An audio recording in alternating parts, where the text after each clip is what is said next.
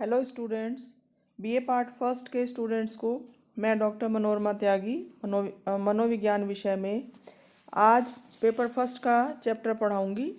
व्यक्तित्व का चैप्टर मैं इससे पहले वीडियो में शुरू करा चुकी हूँ आपको, जिसमें मैंने आपको बताया था व्यक्तित्व की परिभाषा, व्यक्तित्व किसे कहते हैं, व्यक्तित्व की कौन कौन सी विशेषताएं होती हैं और अनेक मनोवैज्ञानिकों ने व्यक्तित्व को किस तरह से समझाया है, किस तरह से उसकी परिभाषा दी है, इस बारे में जिक्र किया था। इसके अलावा व्यक्तित्व के सैद्धांतिक उपागम का चैप्टर मैंने इसी में टॉपिक आपको शुरू कराया था कि व्यक्तित्व के बारे में मनोवैज्ञानिकों ने अनेक प्रकार के सिद्धांत दिए हैं, जिनको हम उपागम भी कहते हैं। तो इन सिद्धांतों के अंतर्गत दो सिद्धांत प्रमुख रूप से माने जाते हैं, जिसमें पहला जो सिद्धांत है वो है प्रकार सिद्धांत या प्रकार उपागम के जिसको कहते हैं।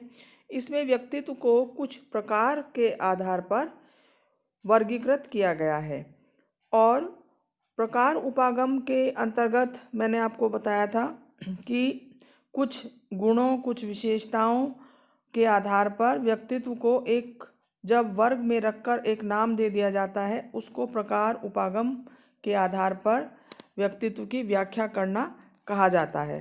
तो प्रकार उपागम में जुंग का व्यक्तित्व वर्गीकरण मैंने आपको बताया था।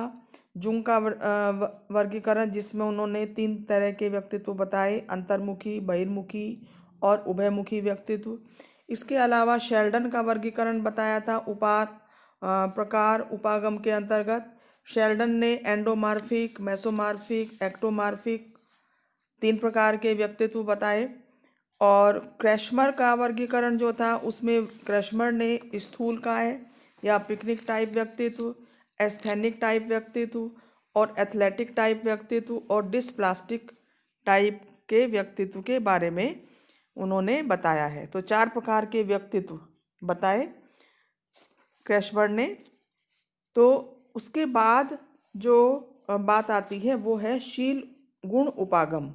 शील गुण उपागम का मतलब है कि व्यक्तित्व के कुछ शील गुणों के आधार पर जब हम व्यक्तित्व की व्याख्या करते हैं तब उसको शील गुण उपागम कहते हैं। कि जब हम किसी व्यक्ति के बारे में उसके गुणों की बात करते हैं, जैसे ये गुण अनेक प्रकार के हो सकते हैं, बाहरी गुण भी हो सकते हैं, आंतरिक गुण भी हो सकते हैं। जैसे बाहरी गुण व्यक्तित्व के जो होते हैं वो है शारीरिक डील डॉल है, उसका पहनावा, बोलचाल, भाषा, ये सभी बाहरी गुण हैं।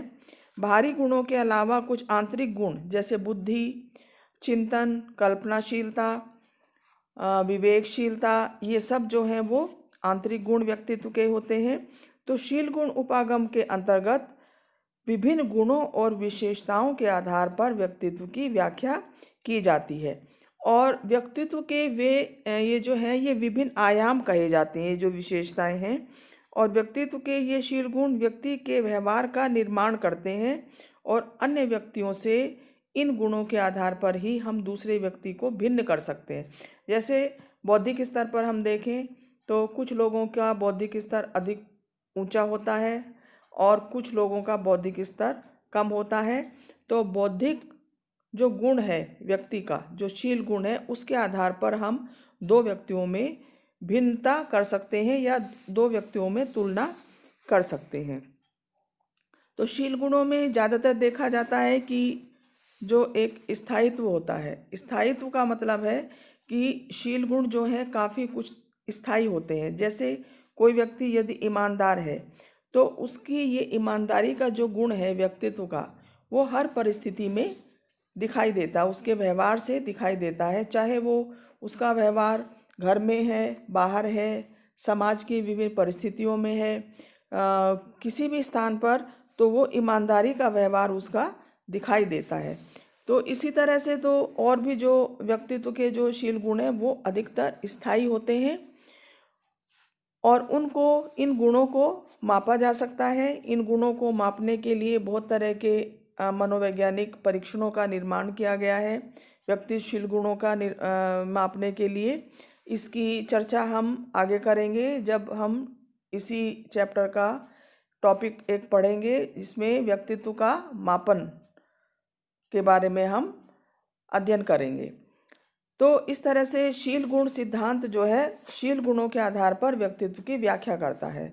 तो शील गुण सिद्धांत में बहुत से मनोवैज्ञानिक हैं जिन्होंने अपना सिद्धांत दिया है। इसमें जो प्रमुख सिद्धांत है वो है आलपोर्ट का शील गुण सिद्धांत, आलपोर्ट ट्रेट थ्योरी।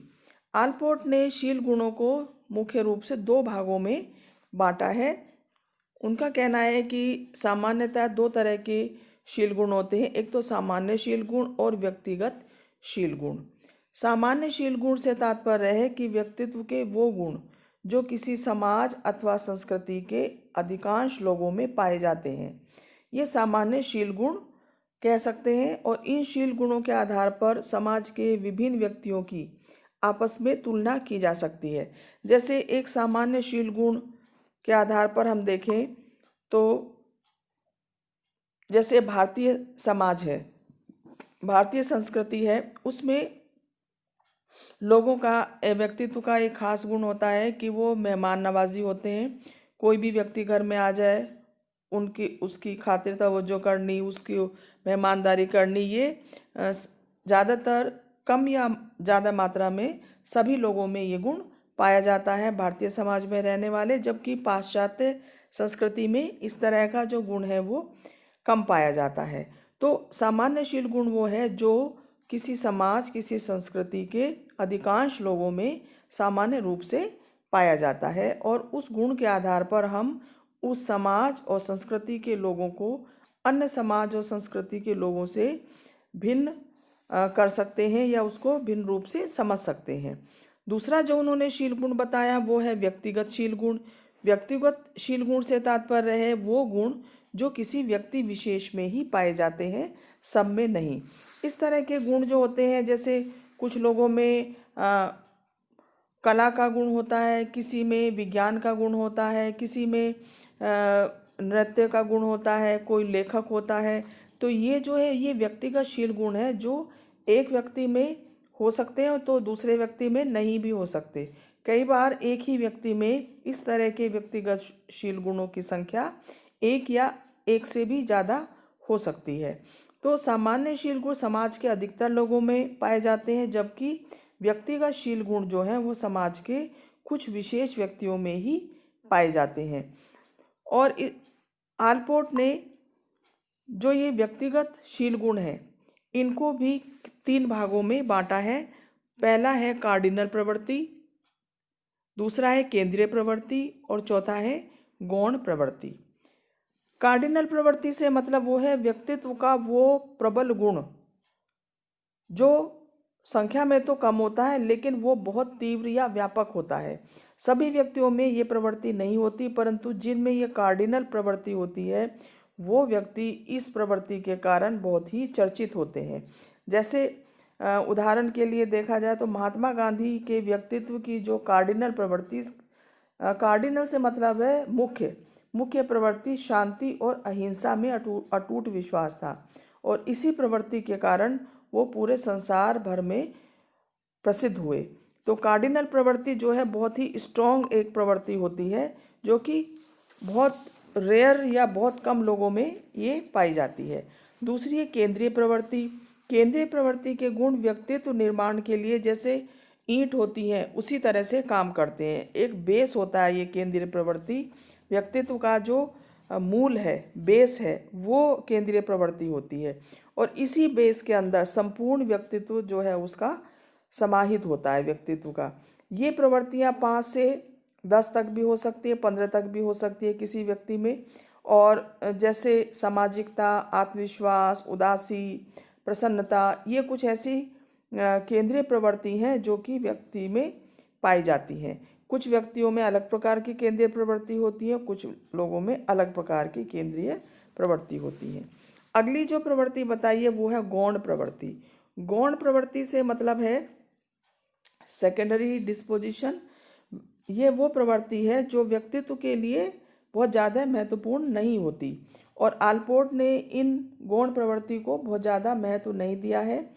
किसी एक व्यक्ति के लिए एक गुण केंद्रीय प्रवृत्ति हो सकता है तो दूसरे के लिए वही गुण गौण हो सकता है। जैसे सामाजिकता, सोशल होना किसी के लिए बहुत ज़्यादा महत्वपूर्ण हो सकता है तो दूसरे के लिए वो गौण हो सकता है। तो इसका मतलब ये है कि कोई गुण केंद्रीय प्रवृत्ति किसी का हो सकता है, किसी के लिए वो गौण हो सकता है।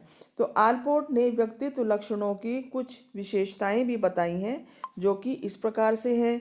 जैसे सबसे पहली जो उन्होंने विशेषता बताई, उन्होंने ये बताया कि लक्षणों में किसी व्यवहार को प्रेरित करने, चयन करने, व्यवहार को अवरुद्ध करने की क्षमता होती है। मतलब जो ये व्यक्तित्व के लक्षण या ट्रेट जो होते हैं, जो शील गुण होते हैं, उससे व्यक्ति किसी को प्रेरित कर सकता है और किसी के व्यवहार को दिशा प्रदान कर सकता है। दूसरे जो विशेषताएं बताई उसने, व्यक्तित्व लक्षण को प्रत्यक्ष रूप से नहीं देखा जा सकता परंतु व्यवहार के माध्यम से इसका अनुमान लगाया जा सकता है। मान लीजिए कोई व्यक्ति सामाजिक है तो सामाजिक होना जो उसका ये गुण है वो बाहर से नहीं दिखाई देगा, बल्कि उसके व्यवहार के माध्यम से हम उस गुण का पता लगा सकते हैं। तीसरी जो विशेषता है वो है कि व्यक्तित्व लक्षण आदत के विकास में सहयोग देते हैं। कि ये जो व्यक्तित्व के शील गुण हैं इनसे हमारी आदतें निर्माण होती हैं, आदतों का निर्माण होता है। जैसे कोई व्यक्ति सामाजिक है तो उससे उसकी आदत का निर्माण होगा कि वो लोगों से मिले जुलेगा और दूसरों के साथ संबंध बनाएगा और प्रसन्नचित्त रहेगा। तो इस तरह से आदतें बनती हैं व्यक्तित्व लक्षणों के द्वारा।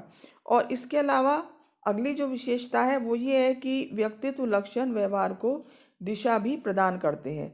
मतलब व्यक्ति का जिस तरह का व्यक्तित्व लक्षण होंगे वो उसी प्रकार के व्यवहार को करने के लिए प्रेरित होगा। तो ये स्टूडेंट मैंने आपको बताया आज आलपोर्ट का शील गुण सिद्धांत। और इससे अगले वीडियो में मैं आपको बताऊंगी कैटल का शील गुण सिद्धांत। तो मैं समझती हूँ ये टॉपिक आपको समझ में आ गया होगा। नेक्स्ट वीडियो में नेक्स्ट टॉपिक के साथ फिर मिलते हैं students. Thank you so much students.